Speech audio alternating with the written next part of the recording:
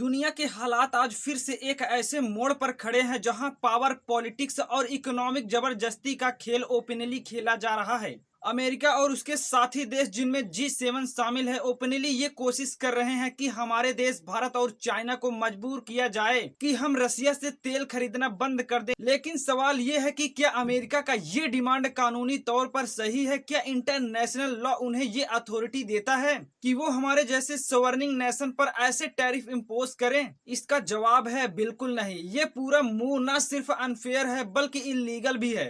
America ने हाल ही में ये प्रपोजल रखा कि G7 कंट्रीज इंडिया और चाइना पर 50% से 100% तक टैरिफ इम्पोज करें क्योंकि हम रसिया से डिस्काउंटेड ऑयल खरीद रहे हैं। उनका कहना है कि हमारा ये ऑयल ट्रेड पुतिन की वॉर मशीनरी को फंड करता है और यूक्रेन में वॉर प्रोलॉन्ग करता है। लेकिन यहाँ सबसे बड़ी हिपोक्रेसी ये है कि खुद यूरोप अब भी रसिया से गैस खरीद रहा है। EU आज भी अपनी टोटल गैस नीड्स का करीब 20% रसिया से ले रहा है, जो पहले 5% हुआ करता था। जापान जैसे G7 मेंबर भी रसिया सखालिन ऑयल प्रोजेक्ट में स्टेक रखते हैं। हंगरी और स्लोवाकिया ओपनली पाइपलाइन से रसियन ऑयल ले रहे हैं और जब खुद के एलाइज एग्जेप्शन एंजॉय कर रहे हैं तब हमारे जैसे कंट्रीज को टारगेट करना आखिर किस लॉ के तहत जस्टिफाइड हो सकता है? यही है अमेरिका का दोहरा चेहरा, यही है उसका दोगलापन। हमारा देश हमेशा एनर्जी सिक्योरिटी को लेकर प्रैक्टिकल रहा है। हम दुनिया के फास्टेस्ट ग्रोइंग मेजर इकोनॉमी हैं और हमारी जरूरतें रैपिडली बढ़ रही हैं। रसिया से डिस्काउंटेड ऑयल खरीदना हमारे लिए सिर्फ एक कमर्शियल डील नहीं बल्कि स्ट्रेटेजिक नेसेसिटी है।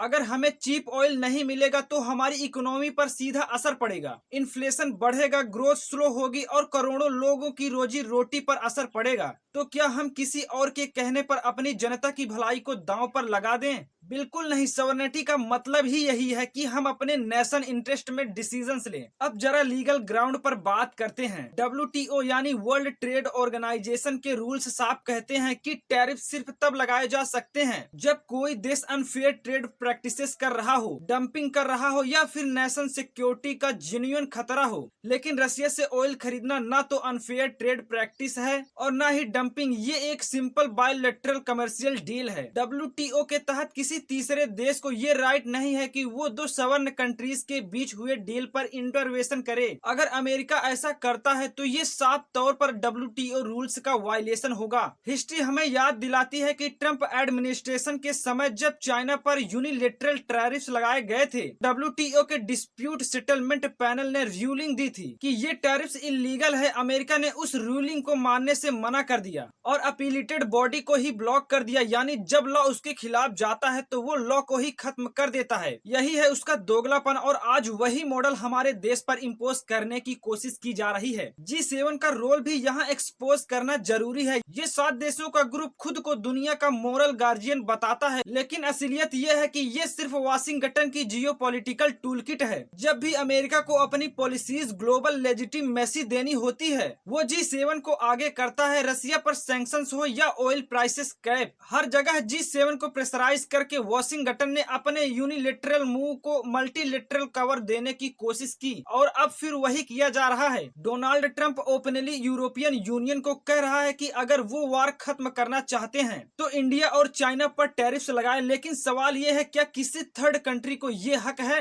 कि वो हमारे देश की एनर्जी पॉलिसी डिक्टेट करें? क्या सॉवरेनिटी सिर्फ वेस्टर्न नेशन के लिए रिजर्व्ड है? अगर कल को हम कहें कि अमेरिका किससे तेल खरीदे और किससे नहीं तो क्या वाशिंगटन उसे मानेगा? बिल्कुल नहीं। तो फिर हमें क्यों फॉलो करना पड़े? यही है असली सवाल और यही है ग्लोबल ऑर्डर की हिपोक्रेसी। अमेरिका का कहना है कि ये टैरिफ से पीस टैक्स तक रहेंगे, लेकिन ये आर्गुमेंट बिल्कुल आर्बिट्री है। कोई भी इंटरनेशनल लॉ ऐसा अलाउ नहीं करता कि आप किसी देश पर यूनिलेटरल इकोनॉमिक जबरदस्ती करें सिर्फ इसीलिए कि वो आपकी फॉरेन पॉलिसी से एग्री नहीं करता। इंटरनेशनल लॉ में सैंक्शन सिर्फ यूनाइटेड नेशनल सिक्योरिटी काउंसिल के मैंडेट के तहत लगाए जा सकते हैं। अमेरिका और G7 अपने यूनिलेटरल सैंक्शंस और टैरिफ्स को लीगल बताने की कोशिश तो करते हैं, लेकिन सच्चाई ये है कि उनके उनके पास कोई ग्लोबल मैंडेट नहीं होता, और जब मैंडेट नहीं होता तो ऐसे स्टेप्स इलीगल माने जाते हैं। अब बात करते हैं इकोनॉमिक कंसिक्वेंसेस की। अगर अमेरिका और G7 हमारे देश पर 100% टैरिफ लगा भी दे तो क्या हम झुक जाएंगे? हिस्ट्री कहती है कि नहीं। जब 1998 में हमने न्यूक्लियर टेस्ट किए थे तो पूरे वेस्ट ने सैंक्शंस लगाए थे।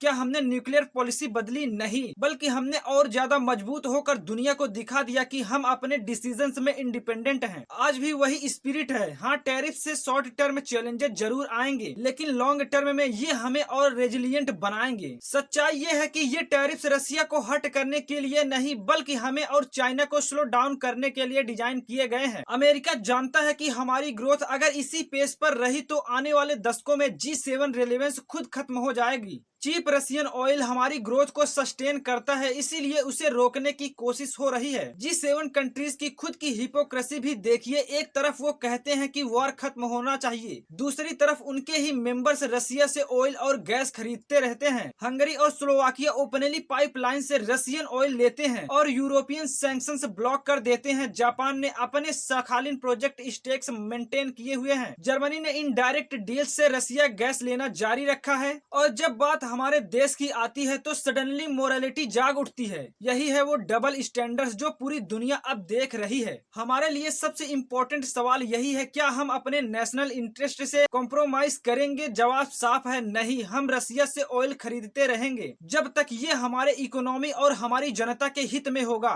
अमेरिका चाहे 50% टैरिफ लगाए या 100%, ये प्रेशर टैक्टिक्स हमें झुका नहीं सकती, और लीगल ग्राउंड पर तो उनका कोई स्टैंड ही नहीं है। इंटरनेशनल रिलेशंस का नया युग मल्टीपोलर वर्ल्ड का है। अब कोई भी सिग्नल सुपर पावर पूरी दुनिया पर रूल्स इम्पोज नहीं कर सकता। ब्रिक्स, SCO और कई रीजनल ग्रुपिंग्स इस बात का सबूत है कि दुनिया अल्टरनेट पावर सेंटर की ओर बढ़ रही है। अमेरिका और G7 चाहे कितना भी प्रेशर डालें, लेकिन सच्चाई ये है कि उनका मोनोपोली खत्म हो चुका है। आज की दुनिया में कंट्रीज अपने इंटरेस्ट के हिसाब से डिसीजंस ले रही हैं। हमारा देश भी वही कर रहा है। हम रसिया से ऑयल खरीदते हैं क्योंकि ये हमारे इकोनॉमिक और हमारी जनता के लिए जरूरी है। ये ना तो इलीगल है और ना ही इमोरल। इलीगल और इमोरल तो वो टैरिफ्स हैं जो अमेरिका और G7 इम्पोज करने की कोशिश कर रहे हैं। WTO रूल्स के खिलाफ, सोवरेनिटी के खिलाफ और इंटरनेशनल नॉर्म्स के खिलाफ। यही है उनका दोगलापन और यही है उनका नैरेटिव जिसे एक्सपोज करना जरूरी है।